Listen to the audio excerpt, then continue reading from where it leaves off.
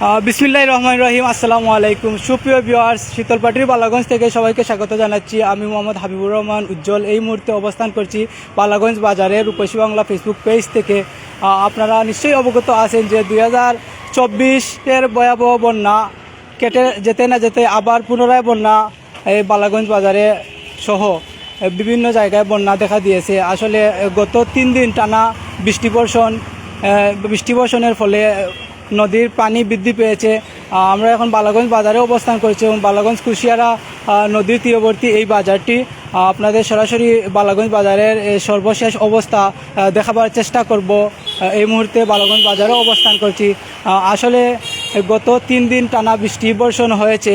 তাছাড়া ভারতের যে সীমান্তে যে বাঁধগুলো রয়েছে সেই বাঁধগুলো ছেড়ে দিয়েছে, যার কারণে পানির যে বেগ হয়েছে সেই বেগের কারণে সিলেটের বালাগঞ্জ, বড়লেখা সহ এবং ফেনী, নোয়াখালী, কুমিল্লার অনেক জায়গা বন্যায় প্লাবিত হয়েছে।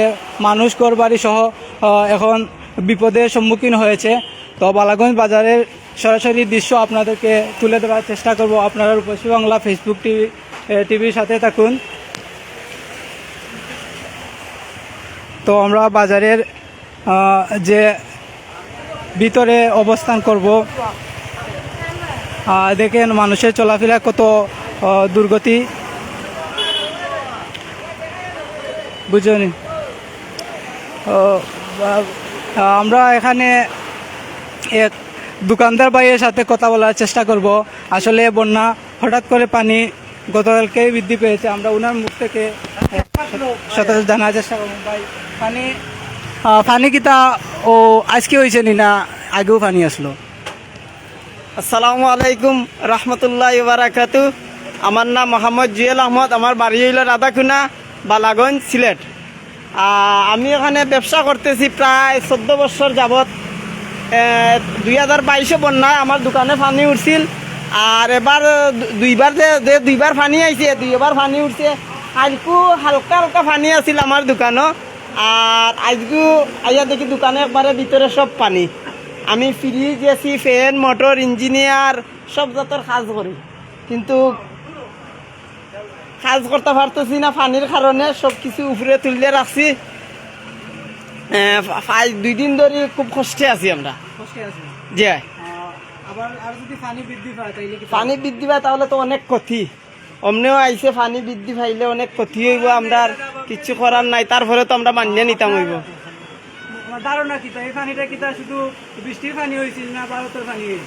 আমরা এদিকে তো হালকা হালকা বৃষ্টি দিছে, তেমন বৃষ্টি দিছে না, হালকা বৃষ্টি দিছে, কিন্তু হুট করে কোথায় থেকে যেন তো সব পানি আসলো আমরা নিজেরাই কইতে পারি না। আগে যদি কিছুটা প্রস্তুতি নিতাম, আমি নিজেই যদি জানতাম যে পানি আইব, মানে আগের দিন আমি সন্ধ্যার সময় রাতকে দোকান যখন বন্ধ করি তৈয়া গেছিলাম, তখন কোনো পানি আসিল না। প্রায় 4-6 আঙ্গুল পানি নদীর পানি নিচে আসিল। এর পরবর্তীতে পরের দিন সকালে ইয়া দেখি আমার মানে ফ্যান, ফ্রিজের কম্প্রেসার, কয়েকটা বেশ কিছু জিনিস, প্রায় 15-20 হাজার টাকার জিনিস হইব পানির নিচে পড়ে গেছে। মানে ফ্যানের কয়েলের সমস্যা হয়ে যায়, কম্প্রেসারের সমস্যা হয়ে যায়, এটা নষ্ট হয়ে গেছে। আরও যদি পানি বৃদ্ধি পায় তাহলে তো আরও অনেক লস। আপনি বর্তমান যে সরকারের উপদেষ্টা হয়েছেন তাদের কাছে বলবো, আমার অতটুকুই বরাবর আছে যে বর্তমান উপদেষ্টা আছেন যিনি, উনি আমি শুনছি, ফেসবুকে দেখছি, খবরও দেখছি যে অতটুকু ভারতের না কি যেন যে আছে বানটা খুলিয়া দেওয়া হয়েছে। এটা যদি খুলিয়া না দেওয়া হইতো তাহলে তো আমাদের এই দুর্গতি হইতো না, এই পরিস্থিতি হইতো না। উনার কাছে আমার আকুল আবেদন, এবং কি এলাকাবাসী আরও কিছু সংখ্যক মানুষের কাছে আমার আবেদন, যাতে ওই বানটার পরিস্থিতি মোকাবেলা করতা যাতে না হইতো। হওয়ার কারণে অনেক মানুষ আমার বাড়ির চতুর্দিকেও পানি, এর মাঝে অনেকের ফিশারি আছে, মাছ আছে, সব কিছু। এর মাঝে আমার বাড়িতে ক্ষেত আছে অন্তত 20 বিঘা, আমি নিজে করাইছি, সব কিছু পানির নিচে গেছে কি। আচ্ছা ভাই, আপনার কথা শুনলাম, অসংখ্য ধন্যবাদ আপনারে। আবার আপনার লগে দেখা হইব ইনশাল্লাহ। তো বালাগঞ্জ বাজারের যে স্ট্যান্ড আছে সিএনজি স্ট্যান্ড, সেই সিএনজি স্ট্যান্ড থেকে সরাসরি আপনাদের দেখানোর চেষ্টা করব এবং জানার চেষ্টা করব ব্যবসায়ী ভাইদেরকে যে কতটুকু কষ্ট হইল তারা হঠাৎ করে যে পানিটুকু চলে আইছে, কোনো আগাম বার্তা ছাড়াই পানি আইছে, এক রাতের মধ্যেই এত পানি বৃদ্ধি পাইছে। আপনারা যারা লগে আছেন আমরা সরাসরি দেখুকা আসলে চলাচলের কতটা কষ্ট হইল মানুষের।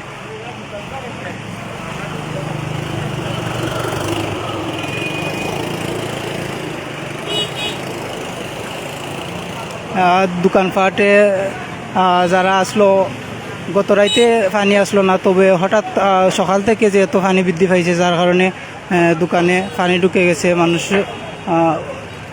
চলাচল করতে অনেক কষ্ট হইল। তো এখন বালাগঞ্জ কুশিয়ারা নদী, কুশিয়ারা নদী বুঝছনি, কুশিয়ারা নদী বুঝছনি, ওই দেখা রেস্টুরেন্টও পানির নিচে। আসলে হুট করি এই পানি বৃদ্ধি হওয়ার কারণে এই অবস্থা।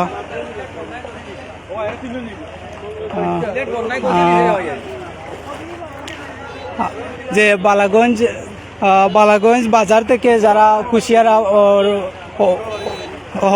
কুশিয়ারা নদী পার হয়, সেই কুশিয়ারা নদীর পার হওয়ার যে খেয়াঘাট আছে, সেই খেয়াঘাটে এখন পানির নিচে সাধারণ যাত্রী যারা আছে এপার থেকে ওপারে যারা বাজার সদাই করার জন্য চলে আসে, তাদের জীবন হুমকির মুখে পড়ে আছে। তো আমরা কথা বলার চেষ্টা করবো। বাড়ি বালাগঞ্জ ভাই আমরা। ওফারে গেছিলাম না, ওফারে আমরা এই পানি তো হঠাৎ করে আইছে, আপনার সার্বিক পরিস্থিতি বর্তমানে তো ভাই পানি বাড়ের দিনে দিনে আমরা তো বিরাট সমস্যা। আমরা তো টুকটাক ব্যবসা করি, আর তো ব্যবসা আরো তোলা পারি মানলে ব্যবসা আমরা করা হইতো না, বড় কষ্টে আছে। ঠিক আছে ভাইয়ের কাছ থেকে আমরা অনুভূতি জানার চেষ্টা করবো। আসলে অনেক কষ্টে আছেন ওনারা হঠাৎ পানি বৃদ্ধি পাওয়ার কারণে। তো আমরা বালাগঞ্জ বাজারের বিশ্বস্ত একটা খাবারের বিশ্বস্ত প্রতিষ্ঠান সোনার বাংলা রেস্টুরেন্টের ডিরেক্টরের সাথে কথা বলার চেষ্টা করব। ওনার আমরা কারিগর ভাই আছেন, কারিগর ভাই এই দেখুকা পানির মাঝেও তিনি সার্ভিস দিরা। তো ভাইয়ের সার্ভিসটা আমি তুলে ধরার চেষ্টা করলাম। আসলে ওনারা রেস্টুরেন্ট কর্তৃপক্ষ তাদের কর্মচারী সহ সবাই তাদের কাজে মনোযোগী দিচ্ছে এবং তারা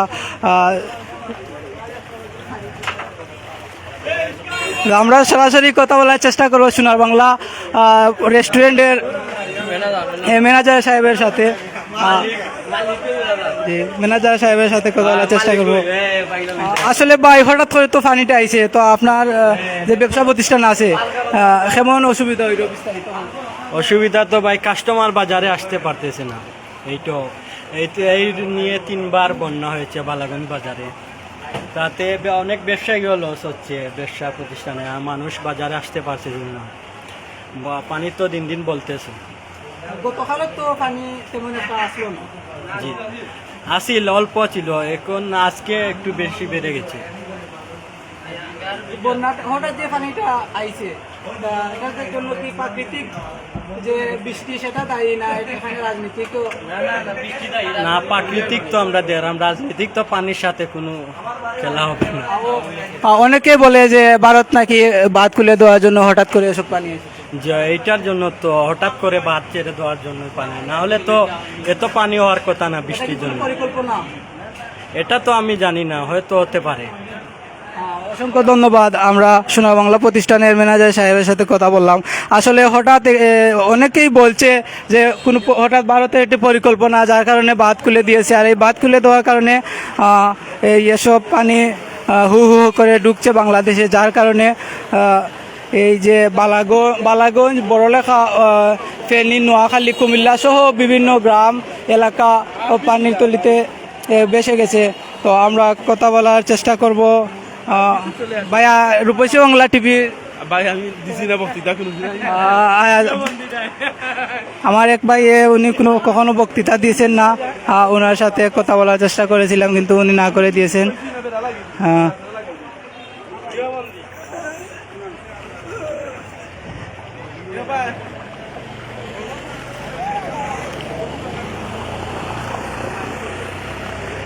আমরা এখন অডিটোরিয়াম অডিটোরিয়ামের সামনে আছি এবং সিএনজি স্ট্যান্ডের সামনে আছি। এখানে যাত্রীরা যে পরিমাণ ভোগান্তিতে রয়েছেন সরাসরি আমি তুলে ধরার চেষ্টা করব। যাত্রীদের যে ভোগান্তি, আসলে হুট করে এরকম পানি আসার কারণে এই পরিস্থিতি যা মানুষের পক্ষে সামাল দেওয়া অসম্ভব হয়ে পড়েছে। বালাগঞ্জ ডিএনএ মাঠ যেখানে খেলাধুলা হয়, ডিএনএ মাঠও পানিতে তলিয়ে গেছে, আপনারা দেখতে পাচ্ছেন।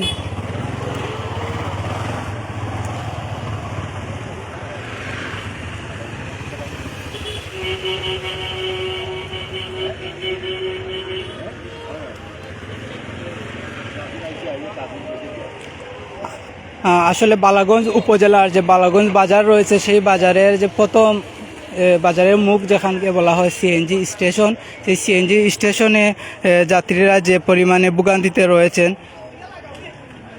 যে পরিমাণ ভোগান্তিতে রয়েছেন, সিএনজি ড্রাইভার এবং যাত্রী সহ অনেক কষ্ট হচ্ছে ওনাদের।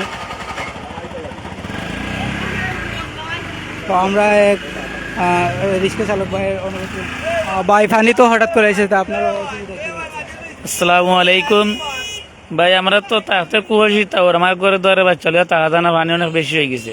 আপনার বাড়ি কোন জায়গায়? বাড়ি ভাই আমি বাসা বারাক দিয়ে থাকি, খুব বাজার মার বাসা। আপনার এখন গাড়ি চালাইতে যে কুয়াশিত যাত্রী অনেকজন উঠে না, আর না আসা করতে না বাজার একটু।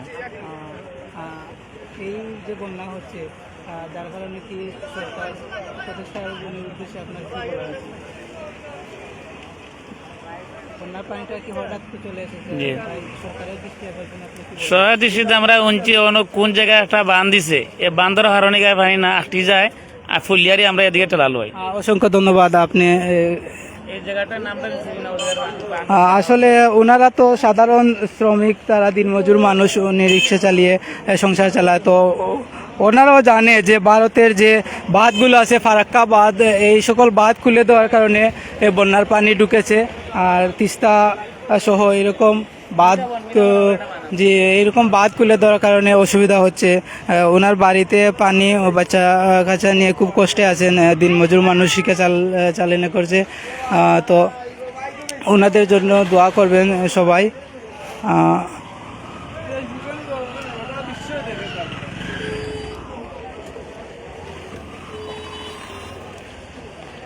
তো ভিউয়ার্স, দেশ এবং প্রবাস থেকে যারা রূপসী বাংলা ফেসবুক পেজের সাথে সম্পৃক্ত আছেন এবং পরবর্তী সম্পৃক্ত হবেন, সবাইকে আমি হাবিবুর রহমান উজ্জ্বল আন্তরিক শুভেচ্ছা ও অভিনন্দন জানাইছি। তো আমরা কিছু শ্রমিক যারা দিনমজুর আছে তাদের সাক্ষাৎ গ্রহণ করলাম এবং আশেপাশে যে ব্যবসায়ী ভাইয়েরা আছেন তাদের সাক্ষাৎ গ্রহণ করলাম। তো জনগণের যে কষ্টে ভোগান্তি হচ্ছে, সেই ভোগান্তির দৃশ্যটাও তুলে ধরলাম এতক্ষণ।